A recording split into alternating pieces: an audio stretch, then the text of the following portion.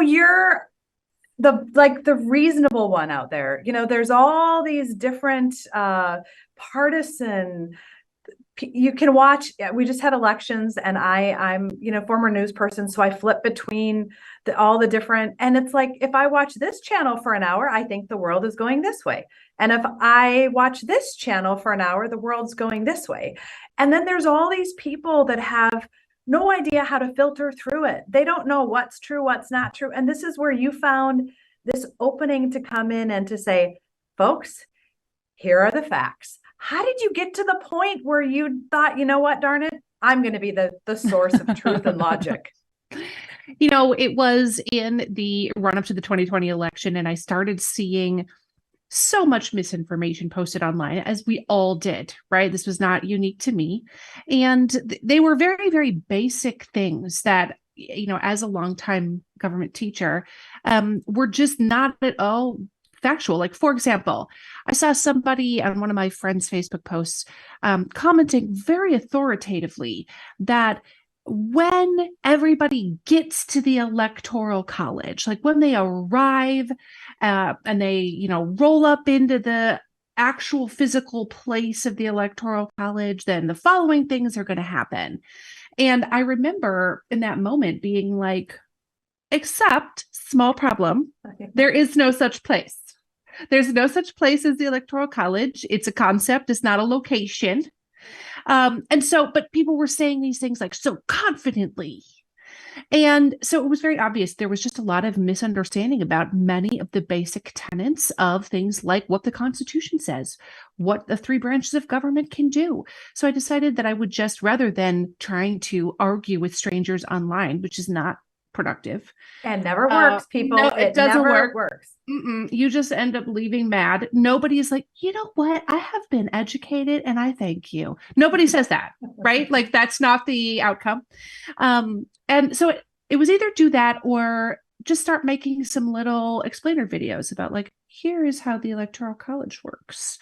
Here's what will happen when Congress meets to certify the election. Just very, very nonpartisan, fact-based explainer videos. And it turned out that information was difficult to find out there, and it started getting shared. I was so much there. First of all, that stuff shouldn't be difficult to find, number one. But when you Google real things like the Electoral College, I suspect that there are all these sites that look legit, but That's aren't. right. So you have to go and actually find the real information. But how do you know that you're not getting misinformation in your search for truth? Because I suspect over the time that you've been doing this, there's been a pandemic, there's been an insurrection, some things have happened that there isn't a playbook for in our lifetimes. How do you know that you're going to the best source? Well, first of all, some of it comes from knowing what the legitimate sources are. And that is almost always, I'm sure you know this as a journalist, trying to find the primary sources of information rather than somebody else who has regurgitated that. So if somebody is giving you statistics about something, finding the source of those statistics, who collected those, where's the data? I want to see the originator of that information instead of just relying on somebody else. Because so often what happens, some people are spreading disinformation on purpose. That is one thing. Some people are, in some ways, mistakenly sharing misinformation. They don't have an intention to mislead. They are just misguided. And some of that comes from games of telephone that happen online, where your friend told you one thing and you misunderstood what they said. And so then you tell it, and in the retelling, the facts get twisted. So if you go back to the original source of that information, which, for example, there are actually, you can look up the federal laws, you can look up the Constitution to learn more about the Electoral College, just as one example. That eliminates a lot of that game of telephone. And it was so widespread in the pandemic. And it's fascinating that, misinformation seems to have never been at a higher people had such an appetite for it. Mhm. That's when your brand and what you're doing really took off. So, while I think there's this perception that people want the fake stuff or they want everyone to agree with them, and certainly there's folks out there, there's also a real hunger for people just to have the information. So true. I hear that all of the time, that people want to be treated like they're intelligent, capable of forming original thoughts, capable of arriving at educated conclusions.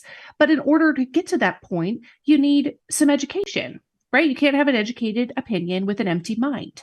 So I really hear from people all of the time that they don't want to be told what to think. They don't want to be told who to vote for. They don't want to be told, you know, how they should feel about a certain topic. They just want the information so that they can become educated on their own.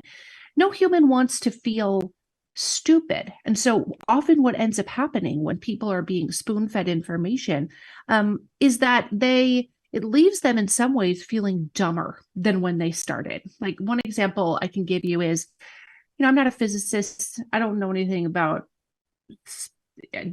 astrophysics or how to calculate this trajectory of an asteroid. I know nothing about that. I think it's cool that people do. I'm interested in it. I admire it, but I know nothing. And if I went to, a graduate lecture in physics and they're talking about string theory, I would sit through that lecture and be like, I understood absolutely nothing. And you would think I would leave more educated, but in reality, I would leave feeling dumber because everything went right over my head. All these words you've never heard of. That's right. People are like shaking their heads and you're like, I don't know what they're saying. I have no idea. That's right. It's me. I feel dumb leaving this lecture. And so often that is what happens with many Americans is they want to be educated, but they find themselves in this like graduate level discussion about some super obscure topic. And they either check out because it's not interesting and they don't get it, or they leave feeling dumber. And if you can help people feel intelligent and you can help people feel more educated, that's a very empowering feeling. It's something that they're attracted to. They like feeling more educated instead of less when they leave your interaction. And for folks that haven't ever followed or seen what Sharon's putting out there, it's exactly how she described it. What's the Electoral College? And then information. And it isn't partisan. It isn't a sway. The message I was watching, what you were putting out yesterday, again, I said, this will come out after Election Day, but we're right after Election Day. And it was basically, the message was vote. Here's how to find some information. Vote. It wasn't, you should vote for this, or you should think this way. But I'm interested, Sharon, in what I've always wanted to ask you, and I should have just DM'd you because you probably would have written back, but now I get to do it this way, which is even better. You're trained as a teacher and you worked with students, and some of the questions that people ask you seem woefully elementary to where I'm questioning how they're able to function as an adult human. Does it surprise you what people don't know and some of the things you have to educate them on? Since you were a teacher who thought that perhaps when you graduate from high school, things like how many states there are and how many presidents, those like very basic things. You know what? It doesn't surprise me. And I'm also very non-judgmental about it. Clearly I'm not. See, clearly you're a better person than me because I'm judgmental. No. I just have a different kind of training and viewpoint than you do. I understand why somebody would be like, how do you not know that? I totally get it. But I also, when somebody is like, what does this word mean? And, or here's an example. I get asked this regularly. What is the difference between the Senate and Congress? People don't understand how the House of Representatives, the Senate, and Congress relate to each other. They know they're related, but they don't know how, right? I get asked that question with regularity. When I'm asked that question, at no time am I ever like, oh, come on. How do you not know this? You definitely learned this in high school. No, I think props to you. Props to you for having the courage to ask a question that you have probably been wondering about for a long time. And if you're wondering it, other people are wondering it. And I'm more than happy to answer the most basic all the way up to the most complex government questions, because I am just glad that people are asking. I'm glad that people are paying attention. I'm glad that they finally have a place that they feel comfortable asking that question. They probably, again, they've wondered it forever, but they have never wanted to look dumb in front of their friends. They've never known how to decipher what they've read if they Google what's the difference between Senate and Congress. The search returns can be very overwhelming. What do I click on? And then maybe you click on a site that's like .edu or .gov, and then suddenly you have a lot of very dense information coming at you. Or you click on a news site and you don't know if it's legit. So it does not offend me. I don't feel like, how do Americans not know this? I actually feel happy that Americans are paying attention and that they have somewhere to go and that they are asking questions that maybe in the past they would not have asked.